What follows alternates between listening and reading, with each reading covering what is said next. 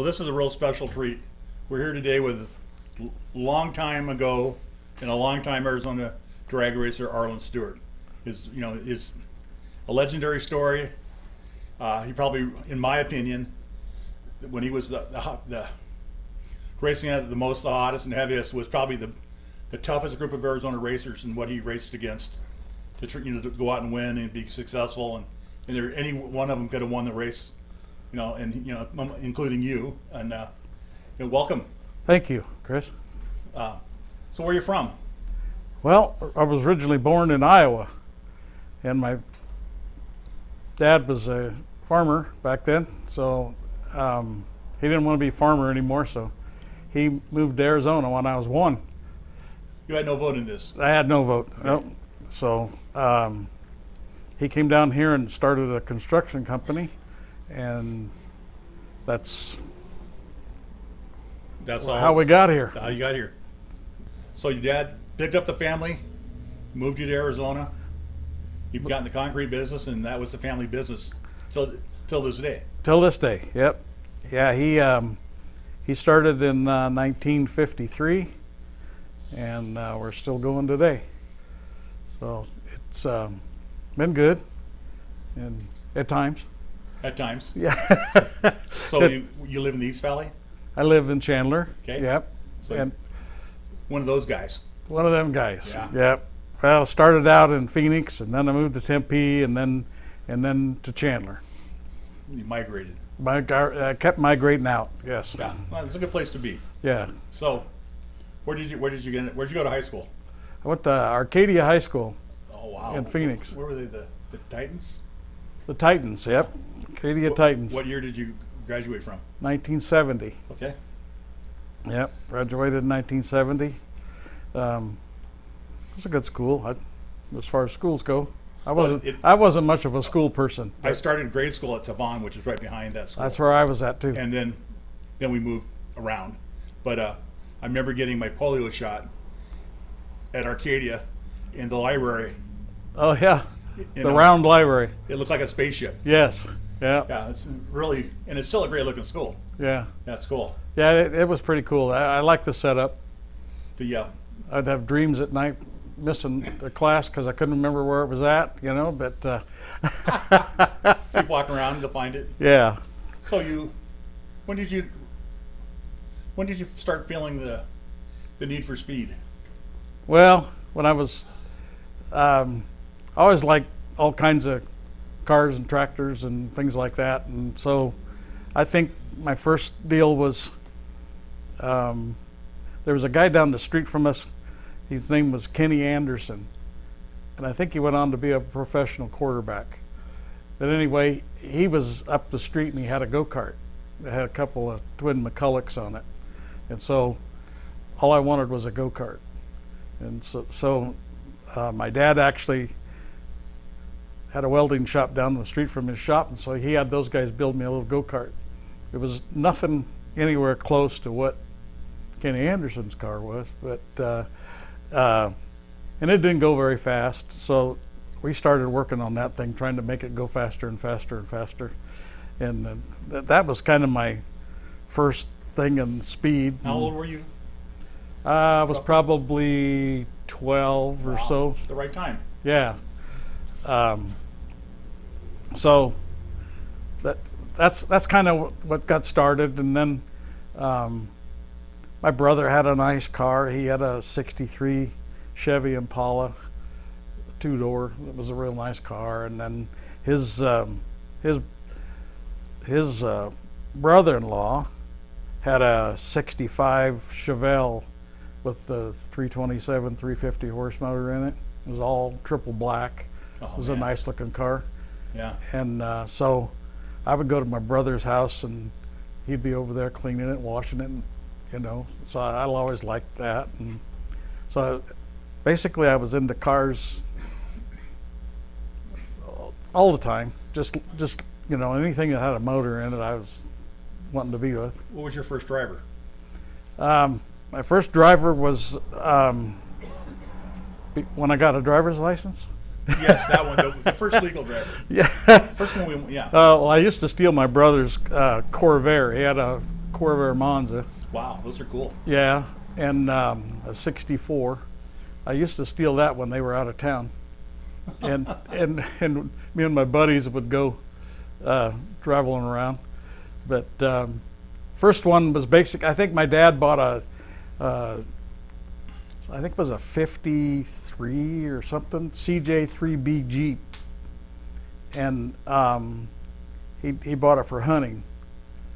But I fixed it up pretty quick.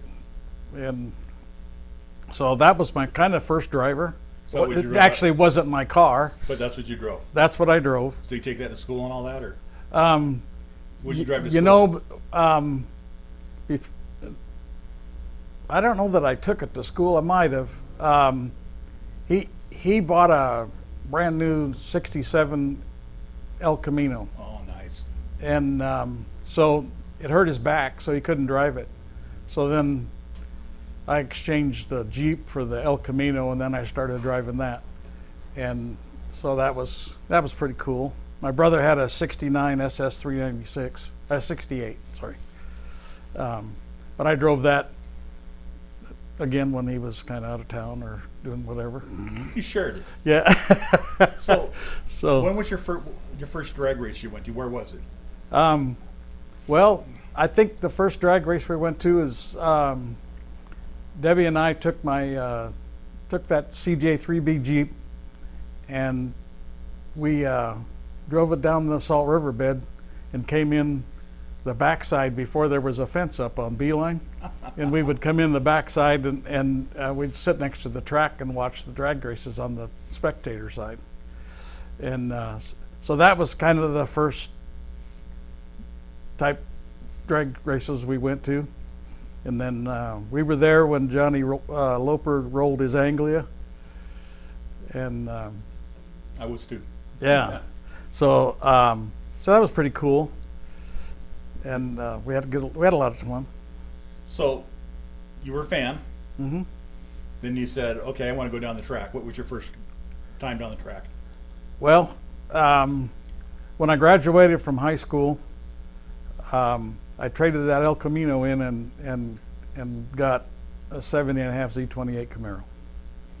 And so I always remember the story. I told my dad, I said, you know, he said, you're not gonna mess with it, are you? And I said, no, this one's got everything I need, you know. So I don't know, it wasn't very long, and I started putting big tires on the back, and then I was going to see Debbie at her parents' house, and you know, across the street there was a guy by the name of Eddie Eubanks. He had an old 32 Ford Roadster in the backyard that was just parts. It was a chassis, and he had two Chrysler 331 Hemis that he had with it, and so my father-in-law bought that car from him, and we started putting that together in his backyard, and then at the same time, Eddie had a good friend named Jerry Rhodes, and Jerry had a '69 AMX that he had all souped up, and so I had my Camaro then, and he had that, and we got to be good friends, and we started racing each other, and we would race each other until one of us broke, you know, and so that's kind of how I got the bug to race, and we just decided that we were gonna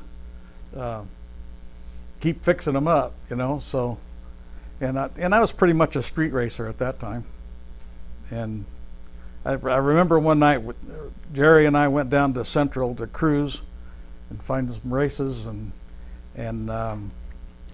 he found some guy who wanted to race, and I was sitting at the stoplight behind these two, and they took off, and I was just following, trying to keep up, and I think Debbie and I were in the car. Anyway, they went on down the street, and pretty soon from the side street here come a cop, you know. Well, I was I wasn't much slower than they were, Right. you know, because I was trying to keep up. And so anyway, the cop, he didn't turn his lights on, but I saw him, and I thought, oh man. So we kind of pulled into a parking lot, and we just sat there in front of an apartment complex. And he pulled up behind us, and he just sat there and never did anything. And finally, I just drove away. He didn't do anything. And so from that point on, I said, you know what? I think the street racing's got to be enough. So we decided we were just going to go racing on the drag strip from then.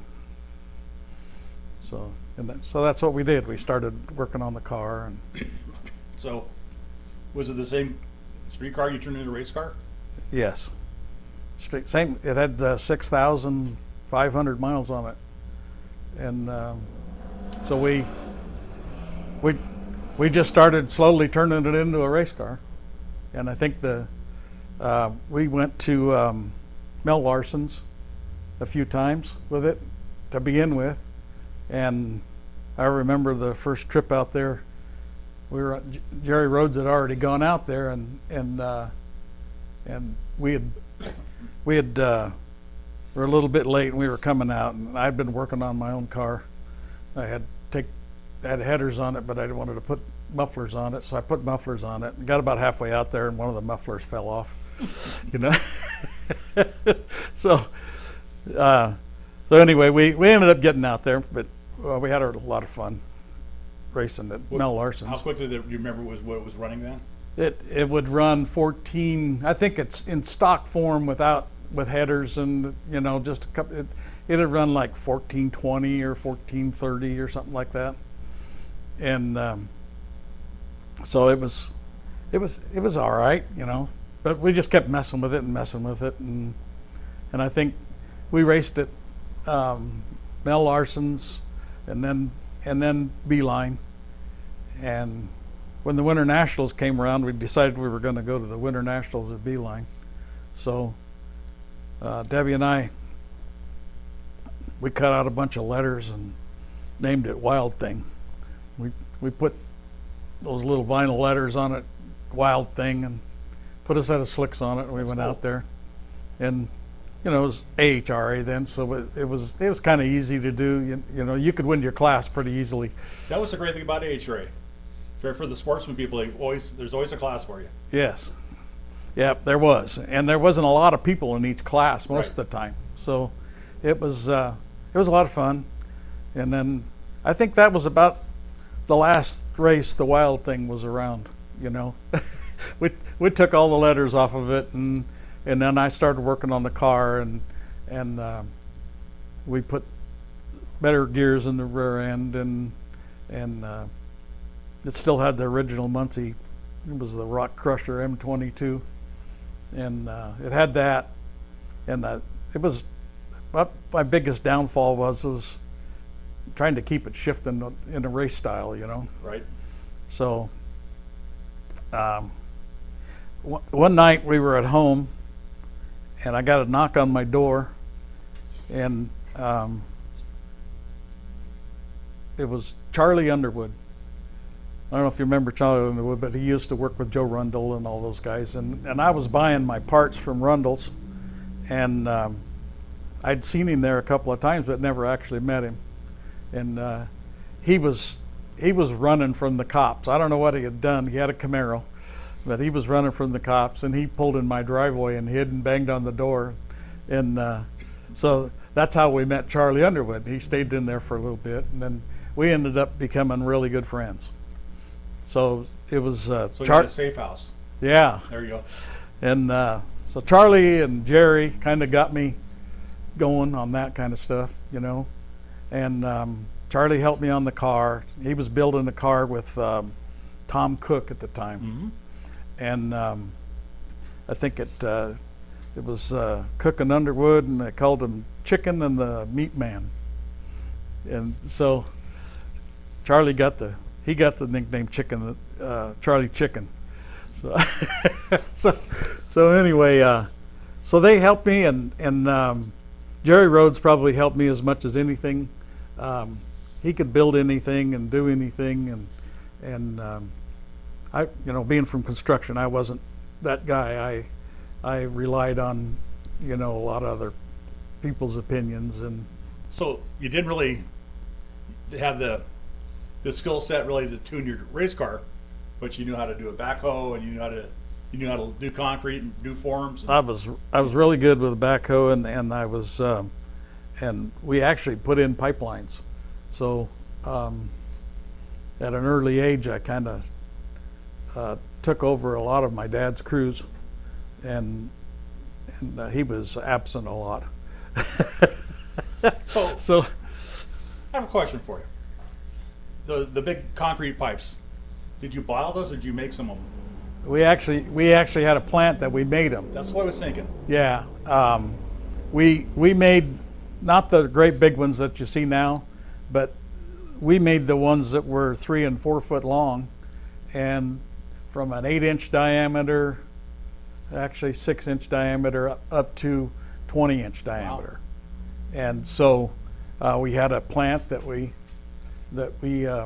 made those with.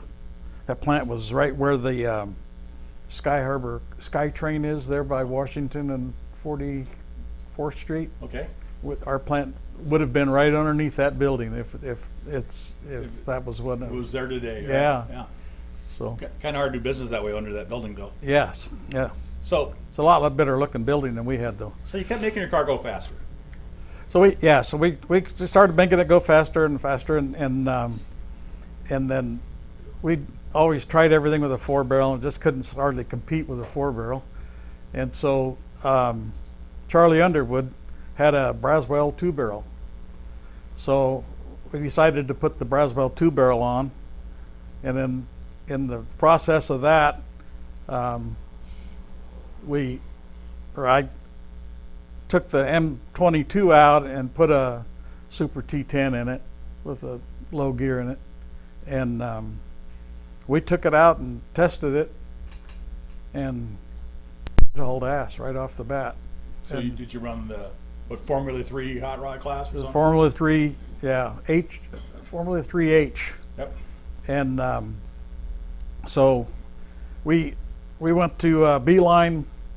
I think we were going to go to Orange County, and so we went to Beeline on a test and tune thing, and it ran under the index pretty well, and so we thought, well, we got it, So that's next weekend we went to Orange County, and I don't know if we set the record in Orange County that weekend or not, but anyway, we ended up setting the record in Orange County, and broke the car all in the same weekend. That's all she wrote. That was it. But it twisted the axle tube out of the rear axle housing. Just twisted the tube, and so that was it. We were done. Made a lot of power. Made a lot of power. Where was your favorite places to race? We loved going to Orange County. That was fun. I really liked Beeline. With Mel Larson's was a lot of fun. Right. We probably had as much success as Mel Larson's as anywhere. I really did like Beeline, though. Yeah, a lot of those good days. Yes. So you and Debbie have been married for how long now? 53 years. Man, This last week. she's a saint. Yes, she is. So your family's grown. I've put up with her for 53 years. Yeah. Yeah. Yeah, people ask me, Kathy and I have been married for 45. Well, how long have you been married? I said, I've been happily married for 36 years. Yeah. Well, I thought it was 45. Well, it was 45. Yeah. But 36 were really great. Yeah.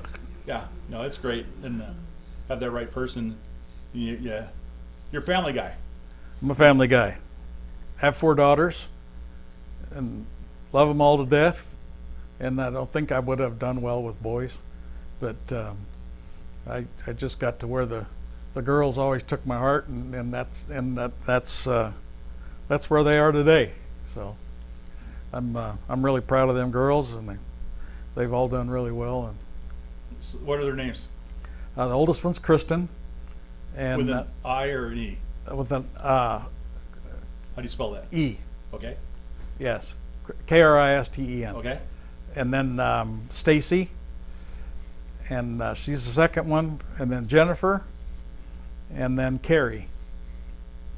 So do you find, because I have 2 daughters, my oldest is a Kristen with an I. That's why I asked. Oh.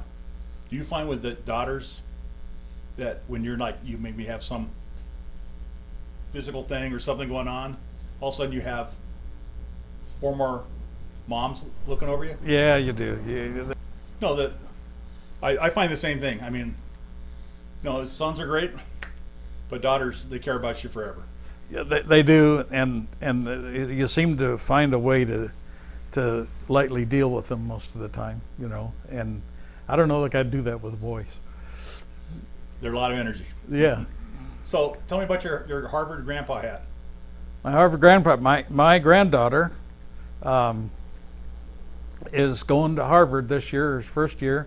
She's playing softball for Harvard, and we're really proud of her. She's really just great, very good personality, and a great kid, very smart, and we hated to see her go, even though we're kind of really proud that she's as smart as she is to be able to go to Harvard. But Absolutely. that was a long ways away, and we didn't really want to see her go. Oh, yeah, well, she's Boston. Yeah, that's right. It's okay. It'll be good for her. Good for you. She's doing really well there so far. So, where are we? They're starting their practice and stuff, or their workouts for softball now? They are. They have actually their first game is tomorrow, and we found out that their coach said she was going to be their starting catcher. Wow, that's awesome. So that was cool. So she plays target. Yeah. Yeah. Yeah, and she did really well. She was she went to Hamilton High School, and she's got a lot of good accolades there. So any of the daughters do the club sports or any athletics, or she's the one? The oldest one, Kristen, played softball for a little while, Uh-huh. and then she got into the band. And Stacy was in the band, and Jennifer, she played volleyball, and ended up going to Scottsdale Community College on a scholarship. And Carrie played volleyball. She was a very good volleyball player, and they just they stayed active, and they were good in sports, and we couldn't wait to go to games. Well, you and Debbie have had a lot of great successes just in life. And what's the best thing you remember about drag racing? I think the best thing was first of all, we had a lot of good times at the racetracks, and just family, and we always took the kids with us, and they were when they were little bitty, we'd go to Beeline, and we'd stop at the Bob's Big Boy on Scottsdale Road in McDowell, and after the races, and have dinner, and but I think I think the best time I had probably was at the Winter Nationals when Don Garlitz took it over. I think it was '78, maybe. The PRO race. The pro race. Yep. Yeah. I met a guy before that had a 7.5 Z28, but it was an automatic. Mine was a 4-speed car. Anyway, him and I made it all the way to the final round, and so I was having issues with ended up it was an intake manifold leaking, but it was fouling out number 8 spark plug about every second or third pass, and so how they did it at Beeline, they always rounded you really quick at the end, yeah. And so we were in the final, and I was trying to get in there to change that spark plug, and I couldn't. It was so hot I couldn't get my hands in there, and so I thought, well, maybe it'll make one more pass, and so anyway, long story short, in the burnout, it started dropping that cylinder, and so I was probably just there to get to the other end, as it was what it was. And it'll be red lit. Yeah, so Yeah, so that was fun. That was kind of fun. We were the runner-up in that deal. So Well, that's the best runner-up to be. You always hate to be in first round runner-up. yeah, You had a lot of great things. Where's the car? it's at home in my garage. What are you gonna do with it? Well, I put brand new rear tires on it last year, and I was hoping to take it back out, but my son-in-law moved away, and we thought maybe he was going to drive it, but he moved to Idaho, so I don't know. It just kind of got put on the back burner. I had a couple other projects I was working on. I have an old 1962 John Deere tractor that I'm restoring and putting back together, and I've got a '69 Jeepster that I'm restoring and putting back together. That's a lot of fun. And so I've just been working on those. So where in Idaho did you move to? Idaho Falls. Okay, that's quite a ways away from Boise. Yes. I know Yep. exactly where it is. My daughter lives in Boise. I've driven Oh, to does she? Idaho Falls Yeah. many times. Yeah. Yeah. So it's nice. Yeah. And Well, it's a great place. It's a great place for families. Idaho's a great state. yeah. Yeah. It's beautiful up there. Anything you want to share, memories, anybody that helped you along the way that you'd like to say something about? Yeah, I couldn't have done any of this stuff probably without Jerry Rhodes and Charlie Underwood and Jim Basco. Yeah. You know, Jim has been a godsend to me. I met Jim early on when we were racing.